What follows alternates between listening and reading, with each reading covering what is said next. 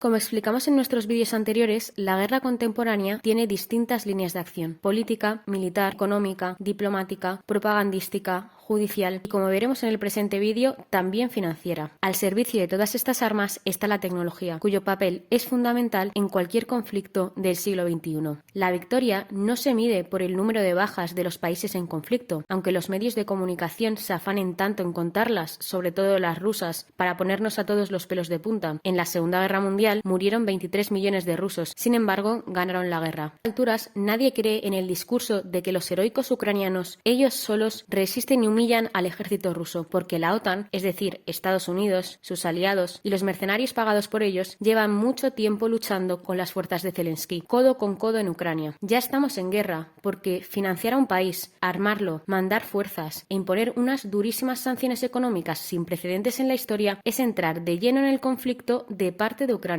y, en consecuencia, autoproclamarse enemigo de Rusia. Estados Unidos quiere seguir siendo la primera potencia mundial. Para demostrar su peso geopolítico está creando, renovando y fortaleciendo alianzas militares tipo OTAN por todo el mundo. Por ejemplo, frente a China ha constituido la AUKUS, de carácter militar, que incluye a Reino Unido, Australia y Estados Unidos, y a la que en breve se incorporará Japón. También la Five Eyes, destinada a la cooperación de los servicios de inteligencia, de la que forman parte Canadá, Reino Unido, Nueva Zelanda, Australia y Estados Unidos. Frente a Irán, cuenta con la Alianza de Negev, cuyos miembros son Israel, Egipto, Marruecos, Bahrein, Emiratos Árabes Unidos y Estados Unidos. Y frente a Rusia, la clásica, es decir, la OTAN, que aunque parecía haber perdido su razón de ser al caer la URSS, comienza una vertiginosa expansión hacia el este, lo que ha provocado el presente conflicto en Ucrania, de tal manera que de los 30 miembros de hoy en día, 14 son países del este. Y, para terminar, la recién creada, la Alianza para garantizar la seguridad de Ucrania, de la que forman parte Israel, Turquía, Alemania, Francia, Polonia y el propio Estados Unidos. La propaganda de la OTAN ha aprovechado la guerra de Ucrania para revivir el miedo de la Guerra Fría, insinuando que tras Ucrania, Rusia invadirá otros países. Mensaje que ha calado hasta en aquellos tradicionalmente neutrales, como Finlandia y Suecia, que ya se están planteando su adhesión a la alianza. Esta semana se presentaba pletórica para Joe Biden. Iba a exigir en el Consejo de Europa el cese inmediato de la compra de gas a Rusia. Se cumplía así el sueño americano de quitarle a Rusia su papel de principal suministrador de hidrocarburos a Europa, estrategia que empezó en 1962 durante la administración Kennedy, cuando Estados Unidos decide boicotear el primer gasoducto ruso,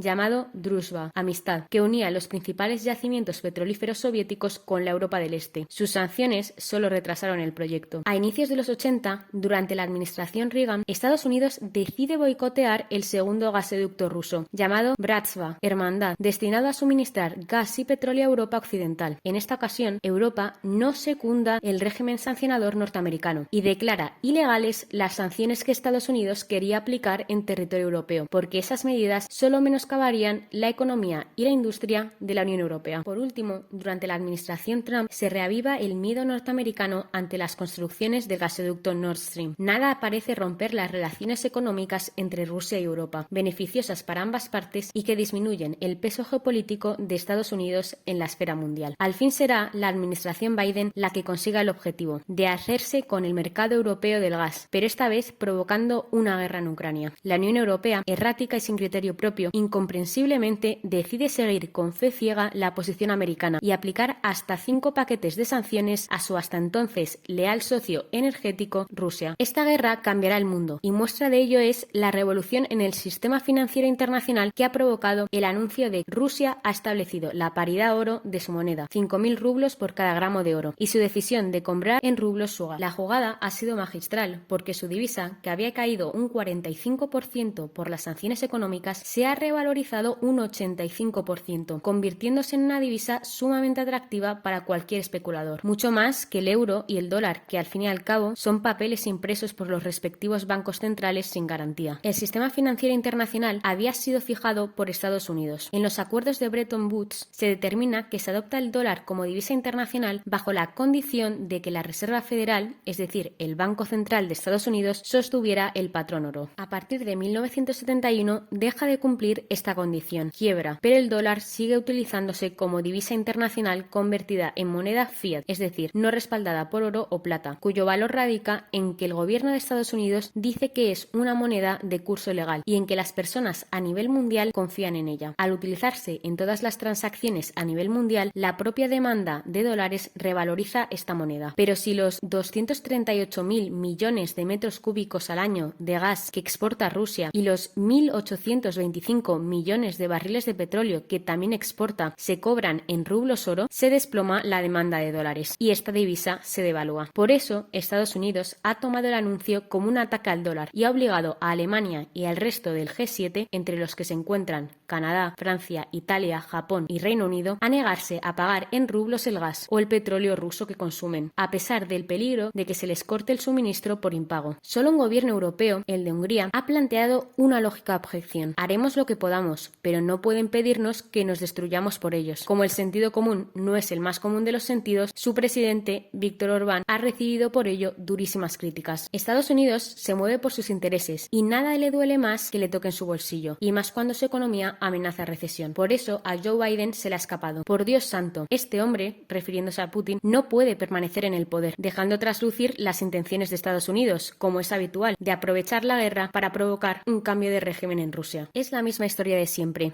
Estados Unidos decide quitar a un corrupto, liberticida y díscolo dictador en el que se fija, tras ofrecerle un negocio trato en el que el autoritario mandatario no desea cooperar. Entonces llega la primavera a ese estado y decide que su tranquila población está oprimida y carece de libertad. Desestabiliza el país y organiza una guerra a la que invita a todos los enemigos del estado, vecinos y grupos terroristas incluidos. Destruye el país, gana la guerra, se queda para estabilizarlo y hacer algún que otro negocio. Y, por último, pone un gobierno democrático que casualmente siempre resulta ser proamericano. Casualidades de las urnas. Putin goza de un amplio apoyo popular y cualquiera que haya estado en Rusia lo sabe. Entonces, si Estados Unidos gana esta guerra que se celebra en Ucrania, ¿quitará al presidente elegido por los rusos para poner a uno muy democrático y simpático, pero no elegido por ellos? Parece que el sueño dorado de que Putin fuera derrocado a nivel interno no está funcionando. Será porque el arma rusa es diferente. Europa sí quiere paz y ve con esperanza las negociaciones que se están desarrollando en Turquía. La Unión Europea está exhausta de mandar armas, dinero y efectivos a Ucrania, sedienta de energía, empachada de propaganda OTAN y cansada de que la presionen hasta su autodestrucción. Necesita confiar en que las negociaciones darán frutos y no ve con buenos ojos inflamar el conflicto con insultos y faltas de respeto como los del presidente Biden o la ministra británica Liz Truss, refiriéndose al presidente ruso como carnicero, criminal de guerra, asesino, secuestrador de niños y de civiles, responsable de abominables desapariciones y masacres, etc. O minar la credibilidad y fiabilidad de una de las partes, Rusia. Por ejemplo, el secretario de Estado de los Estados Unidos, Antony Blinken, declara que Putin es imprevisible, afirmando: una cosa es lo que dice y otra lo que hace. Pero por lo visto, él también, porque en 1987 publicó un libro titulado Aliado contra aliado, América, Europa y la crisis de los gasoductos siberianos, en el que defendía la inutilidad de las sanciones de Washington por su efecto boomerang, que perjudicaba más a los países sancionadores, Estados Unidos y aliados, que a los sancionados. Sin embargo, en 2022 es quien firma e impulsa todos los paquetes de sanciones a Rusia. Por lo que parece, Estados Unidos no tiene un gran interés en que el conflicto de Ucrania termine, al menos por una vía estrictamente diplomática, y pone piedras en el camino con su incontinencia verbal. Al igual que la Unión Europea empezó mediante un proceso integrador de pequeños pasos, las negociaciones de paz entre Rusia y Ucrania llevarán un tiempo, porque hay una serie de puntos a tratar que no pueden cerrarse en falso. Por ejemplo, uno de ellos, apenas tocado por la prensa de los países OTAN, que se centra en la cuestión territorial y de la Alianza Atlántica, es el de los 30 laboratorios biológicos americanos ubicados en Ucrania, que forman parte del programa biológico militar del Pentágono, que cuenta con 336 laboratorios en distintos países fuera del territorio americano, según ha informado el ministro de Asuntos Exteriores chino, y que preocupan a Rusia al estar sitos en un país con el que hace frontera. Nos quieren convencer de que el hundimiento de la economía rusa fortalece a Europa, pero no es así. Si Rusia cae, Europa caerá con ella, porque Rusia es Europa. Y recuerda, tú opinas, Politic Views solo te da las claves.